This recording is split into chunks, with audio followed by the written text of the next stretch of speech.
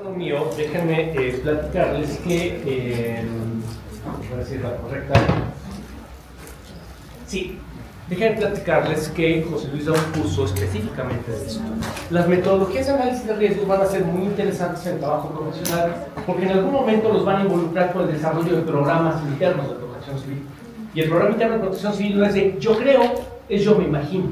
Es tienes que decir de una manera segura, de una manera objetiva, para que si lo evalúas tú o lo evalúo yo, lleguemos a la misma conclusión, cuál es el riesgo, bueno, los peligros a los que se somete ese inmueble y el nivel de riesgo y si es aceptable o no. Entonces, eventualmente van a estar involucrados en esas cosas.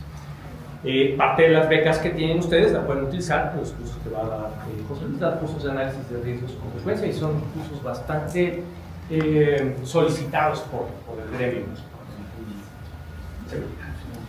Y bien, pues mi nombre es Sergio Martín, ya nos conocimos en la mañana. Graciela, ¿dónde estás? Graciela, yo te voy a pedir un favor. Avísame cuando me queden 10 minutos porque si se sorprenden de lo que puede hablar la gente, yo puedo hablar mucho más todavía. Entonces, a mí sí avíseme para no causarles problemas. Mi charla se llama Hazmat en línea. ¿Qué es Hazmat? ¿Han oído hablar de Hazmat? Sí. Materiales peligrosos, ¿sí? Entonces, Hazmat en línea, usando internet para identificar y comprender los métodos químicos. Tengo 57 años. José Luis y yo tenemos prácticamente la misma edad, aunque él estaba echando carrilla. Yo tengo 5 menos. Graciela es un poco más joven. ¿Les gustaría llegar a nuestra edad? Lo que les voy a decir hoy, en serio, puede ser bien relevante para que primero vivan muchos años y segundo, no vayan a meterse en un problema de una enfermedad terrible acarreada por la exposición a materiales peligrosos. Imagínate, estás de guardia, son las 12 del día y de repente te mandan llamar a un accidente en donde acaba de haber una colisión de un vehículo de carga. Esa colisión desafortunadamente rompe el contenedor y tenemos una liberación accidental y sin control del contenido. Y entonces llega tu vehículo de emergencia a atender ese evento. Cuando llegas, ya hay gente que está ahí. Gente que está empezando, desafortunadamente, a tomar acciones. A tomar acciones más guiadas por el corazón, más guiadas por el instinto de ayudar, pero muy poco por la inteligencia. Y recuerda esto, en un accidente con materiales peligrosos, la inteligencia es mucho más importante que la valentía. Entonces tienes que pensar, tienes que detenerte y tienes que observar. Muy probablemente, cuando llegues en tu ambulancia, no vas a traer equipo especial de protección. Pero va a haber gente tirada ahí. Y te van a decir, por favor, ayúdenlos, corran. Es que hay niños, hay gente. Y de repente uno se deja dominar. Y acto seguido, estás metido en una nube de materiales peligrosos que te pueden causar problemas increíblemente serios.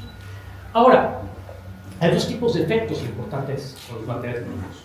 Uno se llama agudo y otro se llama crónico. La verdad, los agudos son horribles, pero yo prefiero los agudos. Amoníaco, por ejemplo. Entras a una nube de amoníaco, no hay de otra. En un instante empiezas a toser, te sales. Ves que los animales salen de la zona y eso te hace darte cuenta que es peligroso. Pero ¿qué ocurre?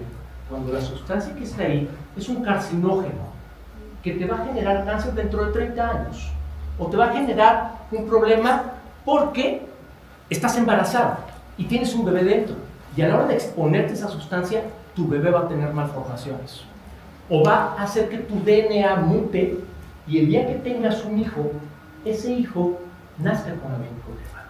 Mi mamá no tuvo nada.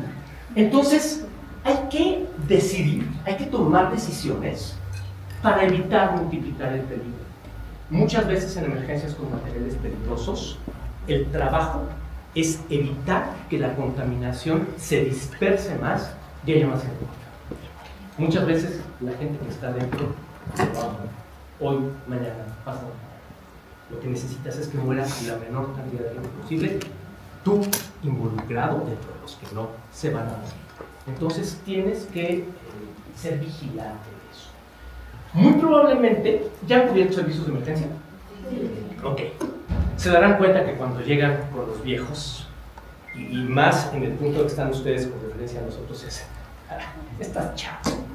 En mis tiempos, y todo es en mis tiempos, sí, en nuestros tiempos no había muchas formas de protegerse. Y entonces les van a decir: en mis tiempos no usábamos equipos de respiración autónoma.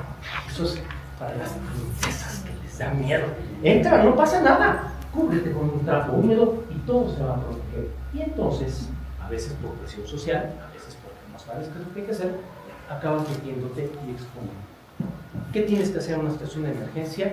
Detenerte, observar y antes de entrar corriendo, tomar decisiones que van a tener un efecto bien importante sobre la emergencia.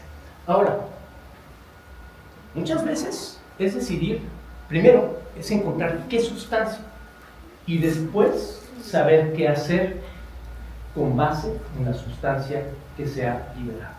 Siempre cuento esto en los cursos de materiales peligrosos. Hace unos años dábamos un curso, Graciela y yo, y hasta Graciela ya me buscó una imagen que no puse aquí. Pero hubo una colisión de un tren en un municipio del Estado de México. Chocó el tren y hubo una liberación de material peligroso. Y imagínense un material peligroso que se está fugando de un tren, de un contenedor. Es un material malo, es un material que te va a matar. ¿De qué color crees que es la nube?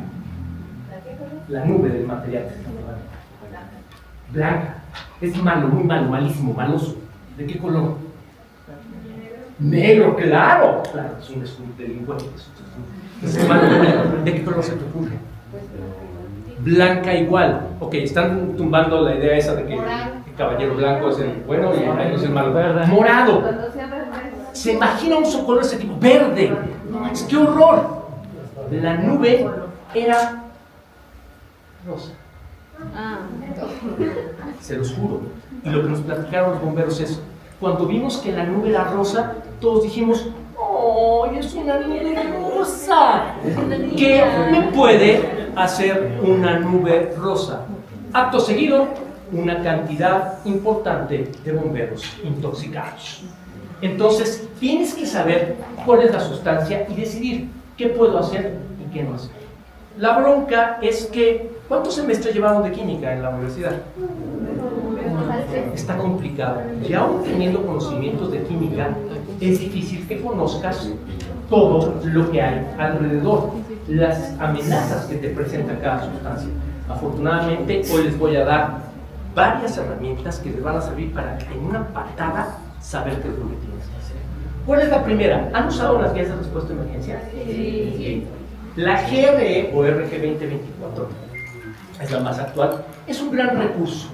Chiquitito, ocupa 14, 15 megas, lo puedes traer en tu teléfono celular. Ocupa menos, súper bien. Ocupa menos que cualquiera de las fotografías que tomaste el día de hoy. Entonces, el día que liberes espacio, no quites eso. Mejor quítalas del perro. Quédate.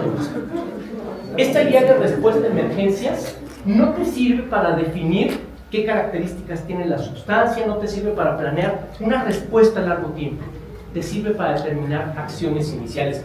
Y algunas de las cosas que voy a decir es qué hacer en caso de incendio, qué hay que hacer en caso de una fuga, cuánto hay que evacuar, y te puede dar características muy importantes. Yo no los voy a enseñar a utilizar esto, simplemente quiero platicarles que esto existe. Hay el PDF que puedes traer en tu dispositivo móvil y también hay aplicaciones.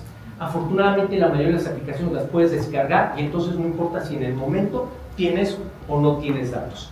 Es una gran herramienta que te va guiando en los primeros pasos y entonces qué maravilla.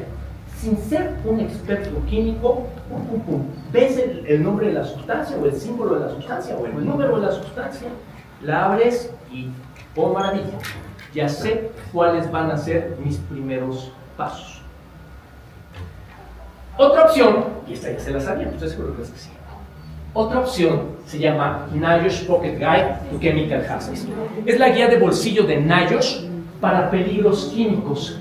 Esta requiere que tengas conexión a internet, pero son páginas muy ágiles, no tienen muchos gráficos, entonces las cargas rápido y con pocos datos. ¿Para qué te sirve la guía NIOSH?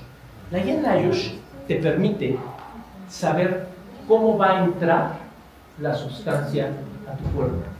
¿Cuánta sustancia puedes absorber sin que te pase nada?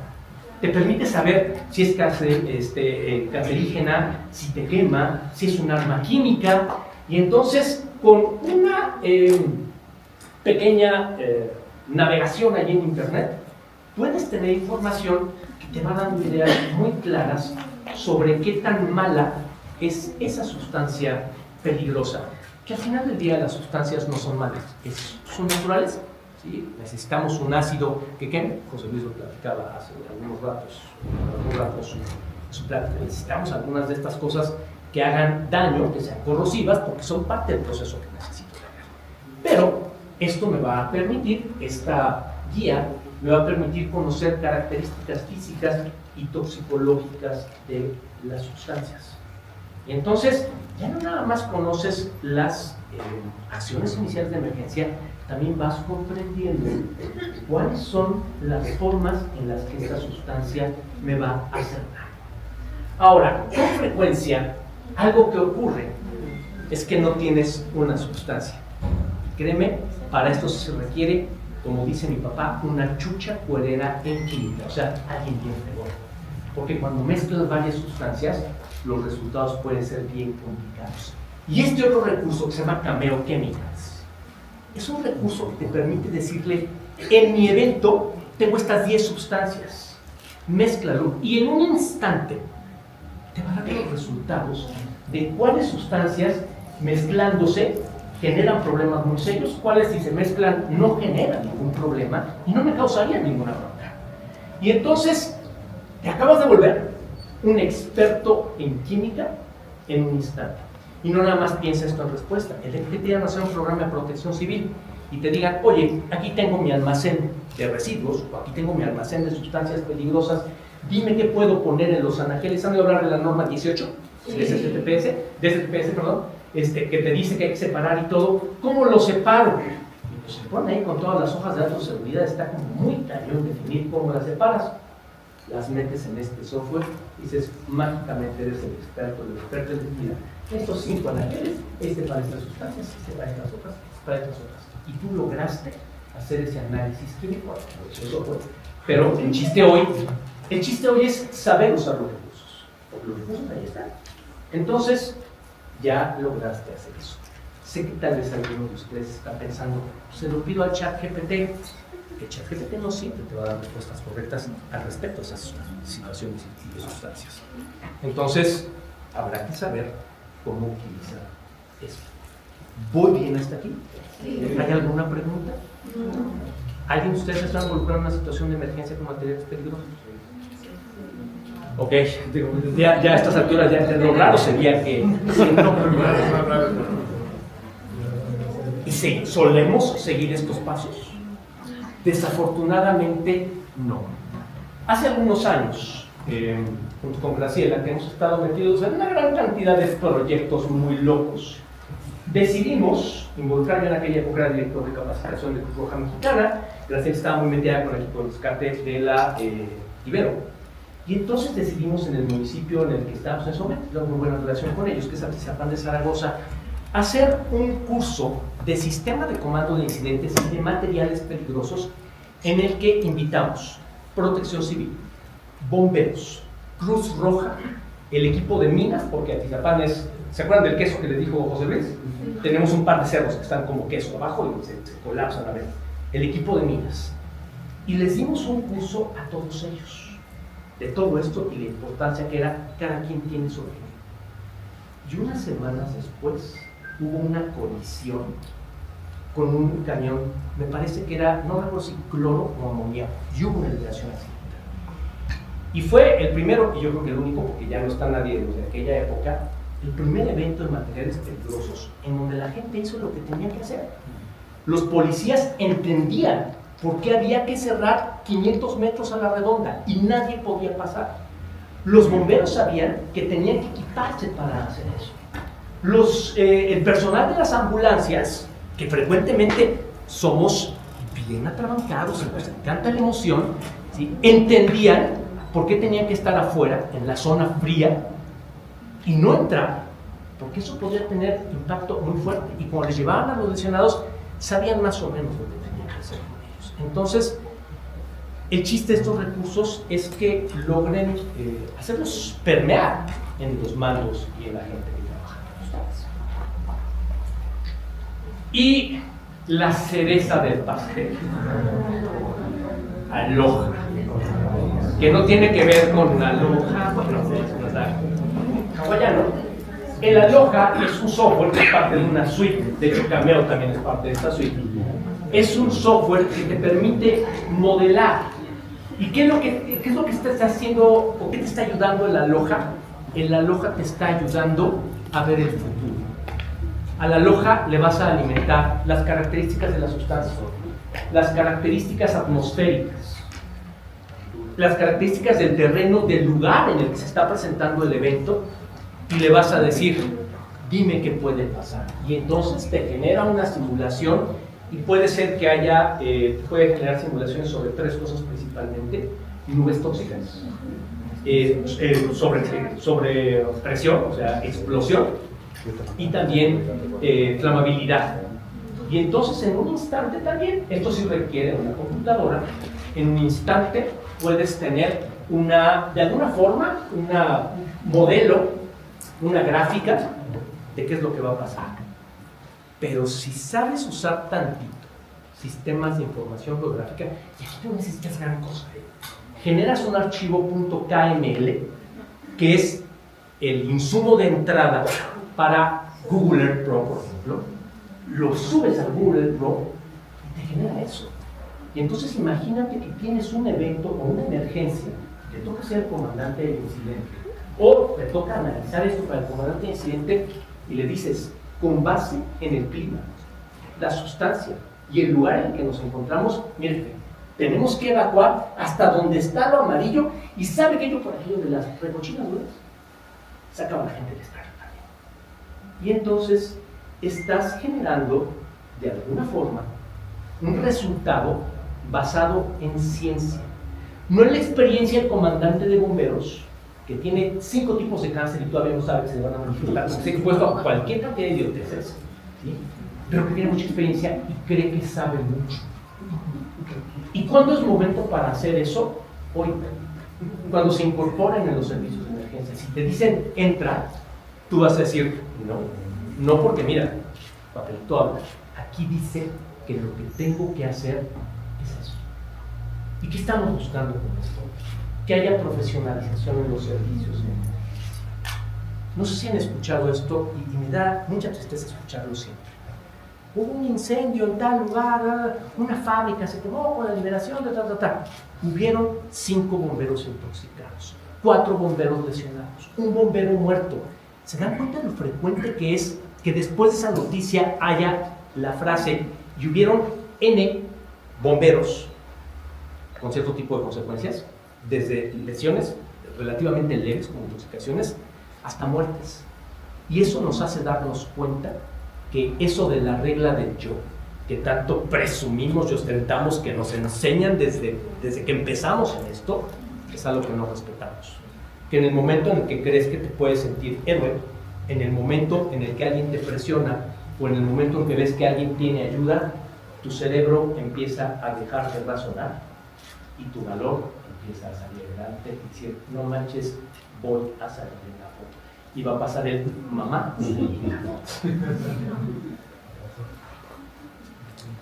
Por lo tanto, el peligro no está en las sustancias. La sustancia no está ahí esperando a ver en qué momento te hace daño. El peligro está en que no comprendas cuáles son las sustancias, no comprendas cuáles son sus efectos y no actúes como deberías de actuar para minimizar el peligro. Tal vez, como decía Otto Alves hace unos instantes, la exposición va a ser difícil de controlar. Pero si conoces todo lo demás, pues jugarás con las variables necesarias, y en las fórmulas de riesgo al final, para disminuir el riesgo. Si han estado al tanto de las noticias últimamente, los accidentes con materiales peligrosos cada vez se vuelven más comunes. para nosotros, la gente que vivimos en esta zona del país, hace octubre o algo así, la Concordia, cuenta la Concordia, octubre, tuvimos una fuga de una pipa de gas LP que de repente se incendió, no fue una explosión, fue una liberación de gas que eventualmente entró en combustión y hubo una cantidad importante de personas muertas. Y esas son las más llamativas. Pero ¿cuántas hay en el día a día de materiales peligrosos que se fugan a veces en cantidades pequeñas para hablar de un desastre grande, pero suficientes como para que los respondientes y la gente que está ahí alrededor se vean afectados? Termino con esta anécdota. En 1992 me invitaron a algo que se llamaba Bombero Program. Lo organizaba la Asociación Mexicana de Jefes de Bomberos. Y lo que hacían es que llevaban a... Gracias. Lo que hacían es que llevaban a bomberos mexicanos a un entrenamiento a Estados Unidos y nos capacitaban los gringos. Bueno, ya ven que en el colectivo popular la idea es que los gringos nos van a salvar de todo, ¿no? Cuando hay marcianos, ellos nos salvan; cuando vienen los rusos, ellos nos salvan. Siempre nos salvan, ¿no? Cuando hay pandemia, se niegan a quedarse en casa y entonces te das cuenta que no son tan villanos como en las películas. Pero bueno, ahí teníamos la idea de que nos iban a salvar, ¿no? Entonces íbamos a entrenamiento con los norteamericanos. Me tocó ir a California. Y un día han tomado clases de comando en civiles. Imagínense nomás. Aquí te hablaban del puesto de mando y de las bases, y está como padre verlo en el manual. En la mañana nos dicen: nos vamos a llevar a un rancho, se llama Jurupa. Y entonces vamos llegando a Jurupa Ranch y ves y dices: ¿qué está pasando aquí? O sea, hay un chorro de tráfico, hay muchos camiones de bomberos, hay helicópteros. Nos iban a demostrar de verdad cómo funcionaba un sistema de comando de incidentes. Con helicópteros, los helicópteros que ven que echan el agua, ¿sí? Estaban echando agua a los helicópteros, todo era show para nosotros. Y era brutal. Yo estaba metido en este rollo de Hazard. Y entonces había un camioncito ahí que decía Hazard of Material Unit y no sé qué, y me subí a ver. Y tenían un camión parecido al de Olin, un poco más pequeño, con un chorro de equipo adentro, y tecnología y todo. Y no quería sentirme menos que ellos, ¿no? Voy hacia la cabina del vehículo y veo que tienen 92. No había nacido, pero las laptops no eran lo que son ahora, el internet no existía. Y entonces tenían una laptop ahí y le digo al conductor del vehículo, le dije: esto seguramente es para consultar la guía de respuesta a emergencias, ¿no? La cosa está amarilla, ¿no? Y me dice: esa la traemos ahí. Y me enseñó una guía de respuesta a emergencias impresa, toda cochina, toda deshaciéndose, y pues esta porquería que es, pero bueno, que está bien. Bueno, y entonces, ¿para qué usan la computadora? 92. Me dice: muy fácil. Estamos en comunicación con el centro meteorológico. Ellos saben nuestra ubicación, nos indican cuáles son las condiciones climatológicas, las del terreno, las alimentamos aquí. Y esto hace una simulación. Era la lógica. Y esto hace una simulación de las nubes y de cómo se van a comportar y así antes. Y vio mi cara, así de como de cara de what. Y me dice: ¿qué? ¿Cómo lo hacen en México? Pues igual, pero nuestras computadoras son más grandes, ¿no? Claro que no, ni lo imaginábamos en ese momento. Pero esa tecnología súper, y perdón por el término que voy a utilizar, como de moda, súper mamalona de ese momento, esa tecnología la traes tú en tu bolsa. Entonces ya no hay pretexto. Aprende a usarla, aprende a ver los peligros, a evaluarlos y a actuar en consecuencia. Esto que les acabo de platicar lo vemos a mucho detalle, todo el uso de software, y todavía incluso la mezcla de esto utilizando inteligencia artificial en uno de los cursos de los que tenemos, y van a tener becas. Entonces creo que tenemos en abril. Ahorita te confirmo. Sí, en abril tenemos uno de estos cursos que se llama Navegando los Riesgos Químicos. Entonces, si les interesa y tienen beca y quieren aplicar con nosotros, adelante. ¿Preguntas? ¿Esos cursos son en línea? Son en línea totalmente. Normalmente son en la tarde. Y están orientados a darles información muy puntual. Algo que quiero aclararles es que los cursos no se graban, son en línea y son presenciales. Si de repente llegué tarde, pues te perdiste la mitad de la clase, ¿no? Pero, yo sí tengo una pregunta. Sí. Pero ante una emergencia de un químico de esta magnitud, ¿quiénes son los que se encargan? Si es que bomberos se encargan de mitigarlos, pero en caso de que sea un químico que pueda causar hasta daño a los estudiantes, ¿quiénes son los especialistas en estas cosas? Esa es una muy buena pregunta con una respuesta terriblemente triste. No hay una formación y un equipamiento porque el equipo de esto es muy caro. Entonces, no es frecuente. Me ha tocado encontrar en algunas zonas industriales, por ejemplo, en Silao, en Puerto Interior, los bomberos están súper bien armados y tal vez ellos sí tienen equipo y algo de entrenamiento. Pero no es frecuente y sobre todo en el entorno urbano, está más clavado hacia las zonas industriales. ¿Pero tu nombre cuál es? Silvia. Silvia. Pero Silvia, yo creo que ahí la parte importante sería, ¿y qué hacemos si tenemos poco equipo y poca gente y pocos recursos? Ve la distancia de evacuación. Los que están adentro ya tal vez no puedes hacer mucho por ellos. Hazlo por la gente que todavía no se expone. Y no va a ser fácil, ¿eh? Dile a la Guardia Nacional que tienes que evacuar 2 kilómetros hacia el sur y vas a ver que te van a decir, no hay manera. Y si te dicen hay manera, vas a llegar y le vas a decir, señora, sálgase de su casa porque viene una nube de amoníaco y se los va a cargar el payaso a todos. ¿Y qué crees que te va a decir la señora? No, es que mis cosas, mi perro, ya está perro, ya está cochinito, ya está todo. No, es que... Y la gente es muy necia. Es parte de toda una cultura que nos falta desarrollar. Ahora, hoy tenemos quizá el apoyo ya en eventos más grandes, porque ahora andan en las calles todo el tiempo de Guardia Nacional y Ejército. Entonces, normalmente ellos tienen más entrenamiento, más recursos y más autoridad. Y ellos serán los que encargarán, inclusive, de tomar el control del operativo. ¿Alguien más? Maestro. Gracias. Hace rato comentó sobre el evento que hubo de la explosión de, me imagino que fue la de la pipa, ¿no? Sí, la pipa de gas. Bueno, la primera pregunta sería, ¿qué tanto llamas fue lo que abarcó Te tengo una media respuesta y una muy buena noticia. La media respuesta es que fueron como 608 metros, 800 metros. La muy buena noticia es que precisamente en el curso analizamos ese caso y les demuestro en línea, así en caliente, cómo vamos alimentando los datos y cómo nos va dando la información. Y el día que la hicimos, había gente que conocía los datos y dijeron, oye, pues el modelo sí coincide mucho con la parte real. Pero estuvimos hablando como de 600, ¿recuerdas algo diferente, Doc? 600 metros de la nube de lo de... Como 800. Como 800, una cantidad importante en una zona densa.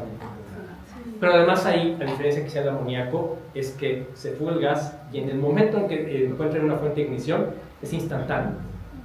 Entonces, gracias. Y bueno, comentó sobre los bomberos que tuvieron o han tenido algún tipo de situación, ¿verdad? Que se han enfrentado, salen lesionados o intoxicados.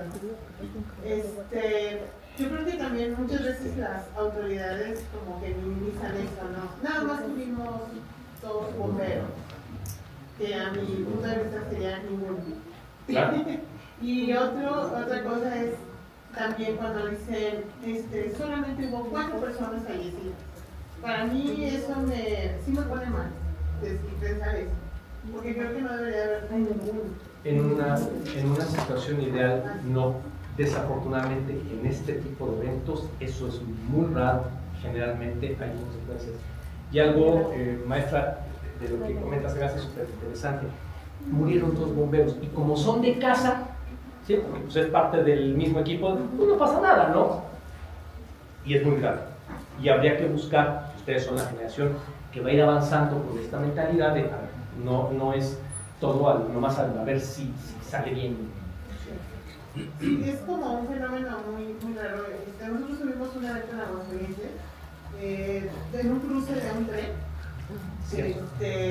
Hay un puente. Sí. Y es una zona muy poblada, es un fraccionamiento prácticamente de personas ya adultas mayores. Por lo regular no hay mucho joven. Y por ahí hay un... bueno, yo también pasa, bueno, le quiere ganar la pipa al tren, pasa, le golpea y viene ahí la situación del químico, ¿no? Era diésel, pero de alguna manera se propagó muy fácil, empezó a quemar todo lo que fue toda una línea de una calle, sí, por ambos lados, o sea, se puso la situación, fue un caos. Pero, bueno, bajo esto que usted nos muestra, creo que hubo muchísima suerte dentro de todo que no haya sido otro tipo de material o otro gas, porque hubiéramos hablado de varias colonias, sí, que hubieran estado lastimadas. Cloro, amoníaco. Sí. Y bueno, aquí la situación es que pasan las cosas, sí es como mucha el boom de momento, pero ya no pasa nada. Todo se olvida. Así es. Y esperamos y hacemos chaquitos que no vuelva a pasar. ¿Y para qué nos debería servir? Para aprender, cuando sean parte de esos servicios de emergencia, es, ya pasó, ¿por qué no empezamos a analizarlo, aunque sea posteriori, y vemos qué podemos hacer? Gracias. ¿Alguien tenía por allá?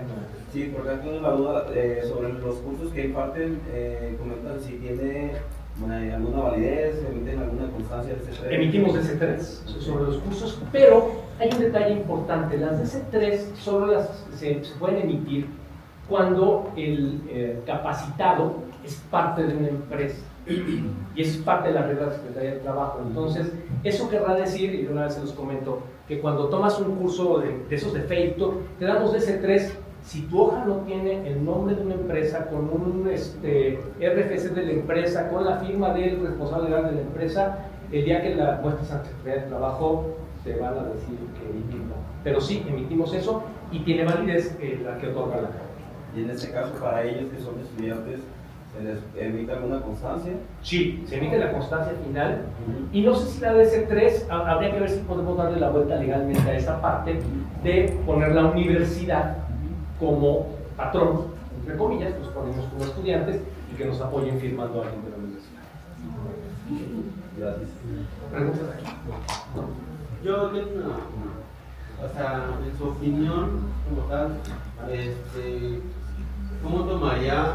Es que en las formaciones de bomberos te hablan sobre que el traje estructural que usualmente se usa mucho en casi todos los emergencias, la resistencia ante ciertas sustancias peligrosas. Sí.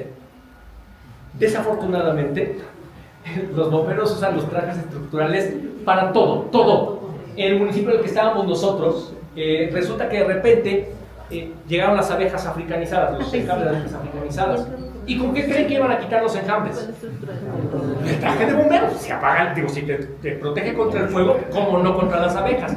Ya se imaginarán la cantidad, y Graciela les podrá decir eso, la cantidad de bomberos con inicios y principios de shock anafiláctico que tuvimos, porque llegaban todos picoteados. Entonces, no, es muy específico. Y aguas, si algún día participan en un proceso de compra, hay trajes relativamente baratos, son muy caros, que son de entrenamiento. Y me tocó ir una vez a una empresa en donde los habían comprado trajes de entrenamiento, son más varas, y los pusieron los anaqueles para atender servicios de emergencia. Pues deben de cumplir con las clasificaciones de la NFPA. Entre otras, y además caducan, no pueden estar expuestos al sol y todo ese rollo. O sea, habrá que ser muy cuidadosos. La gente de compras siempre busca ahorrar dinero, ahí es algo de lo que... Y el traje no sirve más que para fuego. Sí, porque, o sea, en sí, casi siempre lo que se busca es, ya ven que literalmente Estados Unidos dona los trajes a cambio.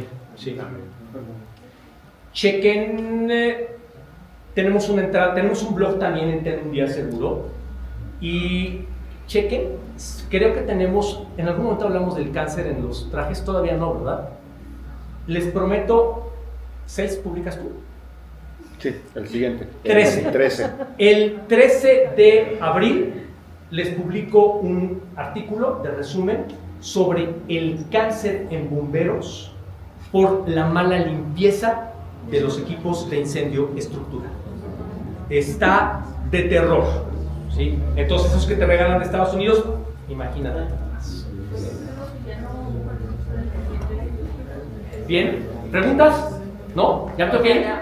Conste que me están preguntando, no estoy haciendo. No es mi culpa.